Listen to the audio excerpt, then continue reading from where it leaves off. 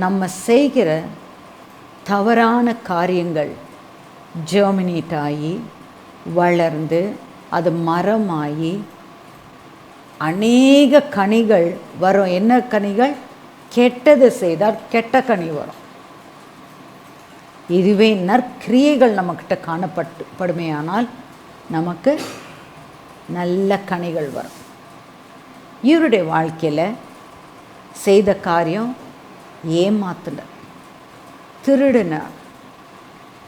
இதுக்கு பலன் 21 வருஷம் பாடுகளுக்குள்ளே போய் மிகுந்த பாடுகள், அதுதான் சொல்லப்பட்டது, மிகுந்த பாடுகள் பட்டு ஐஸ்வர்யத்தை சம்பாதித்தார். ஆனால் கர்த்தருடைய வசனம் என்ன சொல்லுதுன்னா, கர்த்தருடைய ஆசீர்வாதம் இவருக்கு ஆல்ரெடி கர்த்தர் இவர் பிறக்கிறதுக்கு முன்பதாகவே சொல்லிட்டார், மூத்தவன் இளையவனை சேவிப்பான். கர்த்தருடைய ஆசீர்வாதம் ஏற்கனவே சொல்லப்பட்டாச்சு. ஆனால் கர்த்தர் அந்த ஆசீர்வாதத்துக்கு வழியாக தான் கொண்டு போகிறார். அந்த ஆசீர்வாதத்தை ஈஸியாக அடைந்திருக்கலாம். கர்த்தருடைய ஆசீர்வாதம் ஐஸ்வர்யத்தை தரும், அதோட வேதனை கூட்ட மாட்டார். சாத்தான் எப்பவுமே நம்மளை என்ன பண்ணுவான், கரெக்டாக கொண்டு போகிறதுக்கு வழியில் நம்ம போயிட்டு இருந்தோன்னா அவன் சொல்லுகிற 3 தப்பு 97 உண்மையாக சொல்லுவான். நம்ம நினைப்போம், ஓ கரெக்டாக தான் இருக்குது, நம்ம போகிற வழியில் கரெக்டாக தான் போயின்ட்டுருக்கோன்னு. ஆனால் அவனுடைய 3 விதமான தாட்ஸ் போட்டு நம்ம மைண்டில் அந்த ஆசீர்வாதத்துலேருந்து நம்மளை வழி போக வைப்பான். கண்களின் இச்சை, மாம்சத்தின் இச்சை, ஜீவனத்தின் பெருமை. இங்கே யாக்கோபு கூட அங்கே தான் நடந்திருக்கு. அவர் என்ன பண்ணார், அந்த ஐஸ்வர்யத்தை அடையணும், தான் தான் பெஸ்ட்டாக இருக்கணும், தான் ஃபஸ்ட்டாக வரணும் அன்றதுக்காக அந்த அந்த வழிக்குள்ளே போகிறதுக்காக போய் திருட்டுத்தனம் செஞ்சார், ஏமாத்துதல். தெய்வ மனுஷனை இதுக்காக ஏசப்பா நமக்கு மாதிரியாக வைத்தார். இதே 3 சோதனை அவருக்கும் வந்தது. அவரை உபவாசித்து 40 நாள் உபவாசித்து வெளியில் வரும்போது சாத்தான் அங்கே வந்து நிற்கிறான். அவர் மிகவும் பசியாக இருந்தார் என்று எழுதப்பட்டிருக்கு. அப்போது பிசாசானவன் சொல்கிறான், இந்த கல்கள் எல்லாம் நீர் அப்பமா, ஏன்னா அங்கே பாருங்க, அங்கே பிசாசு ஆண்டவருடைய மாம்சத்தை ட்ரிகர் பண்ணுறான். நீர் தேவனாச்சே, நீர் தானே எல்லாம் சிருஷ்டித்தீங்க, இந்த கல்லை உங்களால் அப்பமாக மாற்ற முடியும், நீங்கள் ஏன் பசியாக இருக்கீங்க? அந்த மாம்சத்துக்கு உண்டான காரியத்தை அங்கே வெளிப்படுத்துகிறான்.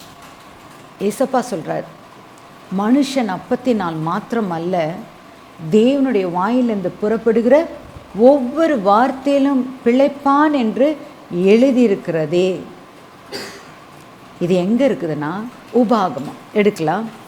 உபாகமம் 8ஆம் அதிகாரம் 3ஆம் வசனம் வாசி. 2 எடுத்துக்கணும்.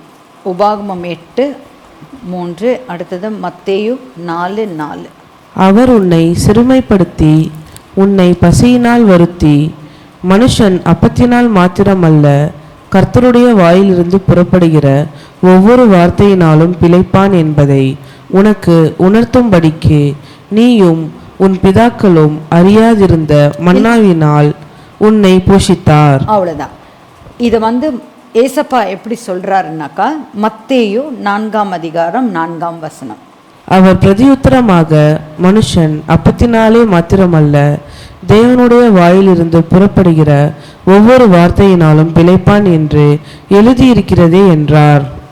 இங்கே மாம்சத்தின் கிரியைகள் வந்த காரியம் இது. இச்சை, அவரால் அதை டெம்ப்ட் பண்ணுறாப்புல. நம்மளை ஆசீர்வாதம் கர்த்தர் கொடுக்குற காரியம் நம்ம வாழ்க்கையில் ஈஸியாக சுதந்திரித்து கொள்வதற்காக. இஸ்ரேல் ஜனங்கள் கூட வனாந்திரத்தில் அவங்கள கொண்டு வரும்போது அவங்களுடைய journey was according to them, like வேத வல்லுநர்கள் சொல்கிறபடி 11 நாட்கள் தான். ஈவன் வேதத்தில் சொல்லியிருக்கிறது தான். 11 நாட்களில் எகிப்திலேருந்து கானான் தேசத்துக்குள்ளே பிரவேசித்திருக்கலாம். ஆனால் அவர்கள் என்ன பண்ணாங்க? தங்கள் மாம்சத்துக்கு இடம் கொடுத்தாங்க. இன்றைக்கும் நமக்கு வர சோதனைகள், நம்மளுடைய வாழ்க்கையில் வர போராட்டங்கள், மாம்சத்துக்கு இடம் கொடுத்து நம்மளுடைய ஓன் தாட்ஸில் போட்டு விளாண்டோன்னு வைங்க, டிலே ஆகிட்டே இருக்கும். விட்டுறணும் கர்த்தருடைய கரத்தில்.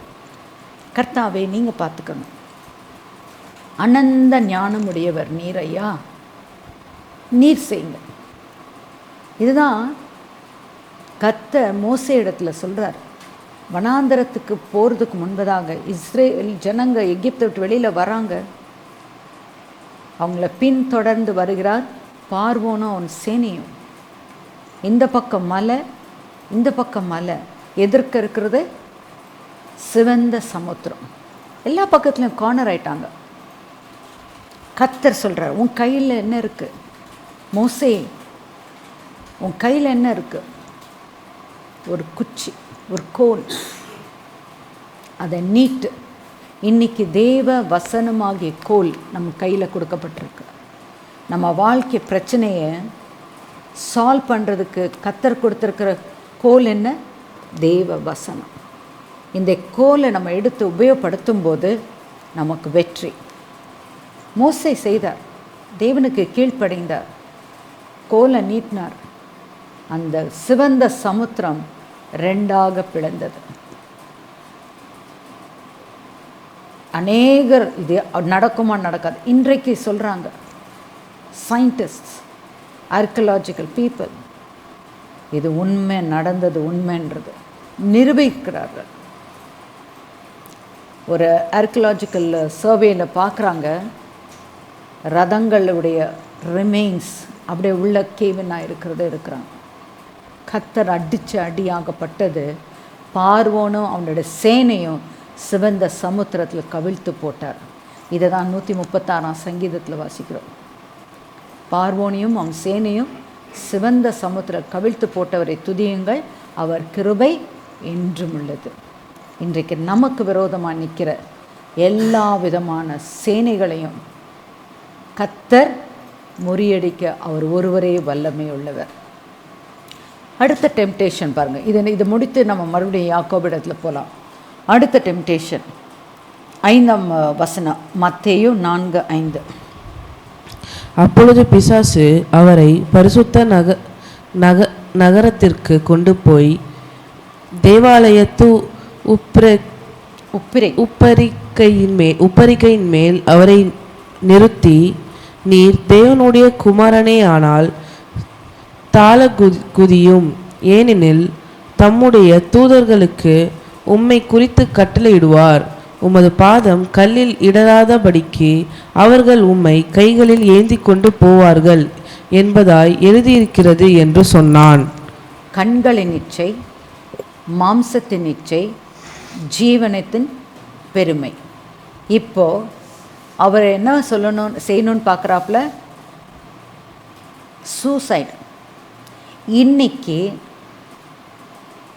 உலகத்தில் ஸ்டாட்டிஸ்டிக்ஸ் சொல்லுது, ஒரு நாளைக்கு குறைஞ்சது 10ல் 4 பேர் தற்கொலை முயற்சிக்கு போகிறாங்க. இன்னும் அது எவ்வளோ ஏறுது எவ்வளோ இறங்குது நமக்கு தெரியாது. இது யார் செய்கிற காரியம்? சத்ரு.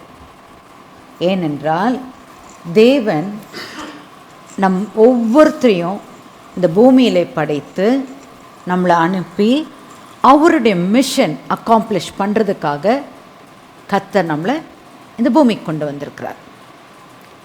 நம்ம அதை செய்து மறுபடியும் அவருடைய சன்னிதானத்தில் நின்று அவருடைய நியாயத்தீர்ப்பின் நாளில் நம்ம செய்தது சரியாக செய்தோமா, இல்லாட்டி நம்ம சொந்தமாக நம்ம செய்து அவருடைய பர்பஸ் ஃபுல்ஃபில் ஆகாமல் போனதா என்பது நியாயத்தீர்ப்பு உண்டு. இங்கே தேவன் ஏசப்பாவை பூமிக்கு அவருடைய வார்த்தை ஆகிய இயேசு அவருடைய வாயிலிருந்து வந்த ஒவ்வொரு வார்த்தைகள் தான்.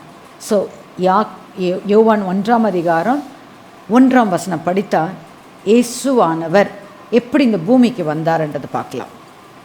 யோவான் 1:1.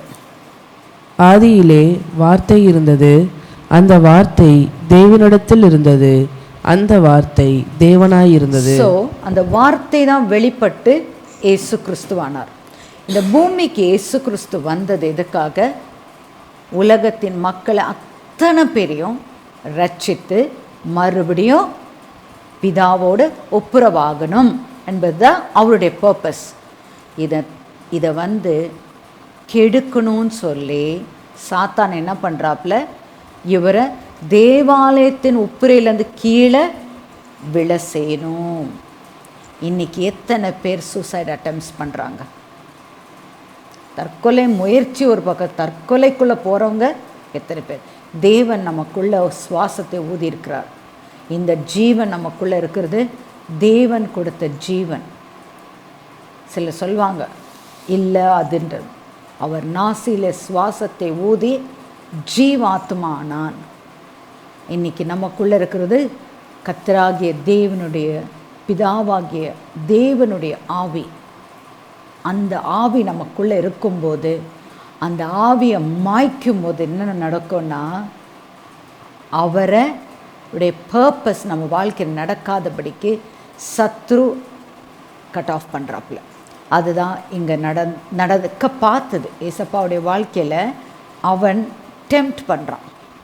இது வந்து 91ஆம் சங்கீதத்தில் இருக்கிற வார்த்தையை சொல்கிறாப்புல, நீ கீழே விழுந்தாலும் தெய்வ தூதர்கள் உங்களை தூக்கிடுவாங்க அன்ட்டு டெம்ப்ட் பண்ணி அவரை தற்கொலைக்கு முயற்சி.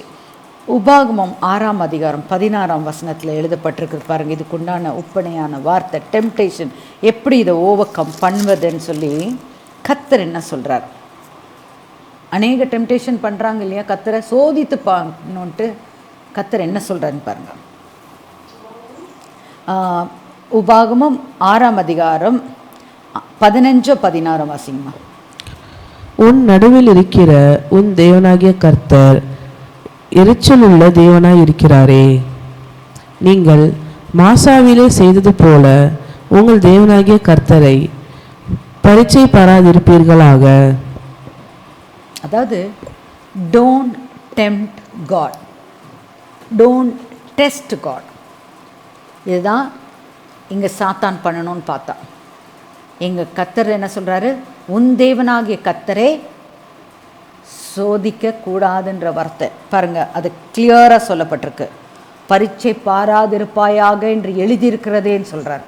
அந்த வசனம் மத்தேயு 4ஆம் அதிகாரம் 7வது வசனம். மத்தேயு 4:7. அதற்கு இயேசு, உன் தேவனாகிய கர்த்தரை பரீட்சை பாராதிருப்பாயாக என்று எழுதியிருக்கிறதே என்றார். சாத்தானுக்கு நம்ம சோதனையில் நம்ம ஜெயிக்கணும்னா, நம்ம வாழ்க்கையில் இருக்கிற எல்லா பிரச்சனைகள் அவன் தானே கொண்டு வரான். வசனத்தை வைத்து தான் நம்ம ஜெயிக்க முடியும். ஏசப்பா அதுதான் செய்தார், வசனத்தை வைத்து ஜெயிச்சார். இப்போ 3வது கண்களின் நிச்சயம் முடிச்சிட்டோம், மாம்சத்தின் நிச்சயம் முடிச்சிட்டோம், ஜீவனத்தின் பெருமை பாருங்கள். அடுத்தது எப்படி சாத்தான் கர்த்தரை சோதிக்கும் போது அவர் எவ்விதமாக ஜெயித்தார். 8வது வசனம் 4:8. மறுபடியும் பிசாசு அவரை மிகவும் உயர்ந்த மலையின் மேல் கொண்டு போய் உலகத்தின் சகல ராஜ்யங்களையும் அவைகளின் மகிமையையும் அவருக்கு காண்பித்து, நீர் சாஷ்டாங்கமாய் விழுந்து என்னை பணிந்து கொண்டால் இவைகளை எல்லாம் உமக்கு தருவேன் என்று சொன்னான். அப்பொழுது இயேசு, அப்பாலே போ சாத்தானே, உன் தேவனாகிய கர்த்தரை பணிந்து கொண்டு அவர் ஒருவருக்கே ஆராதனை செய்வாயாக என்று எழுதியிருக்கிறதே என்றார். இந்த வசனத்தை உபாகமம் 6ஆம் அதிகாரம் 13ஆம் வசனத்தில் காணப்படுகிறது. அதையும் இதுக்கு ஒப்பிட்டு பார்க்கலாம். உபாகமம் 6:13. உன் தேவனாகிய கர்த்தருக்கு பயந்து அவருக்கே ஆராதனை செய்து அவருடைய நாமத்தை கொண்டே ஆணையிடுவாயாக.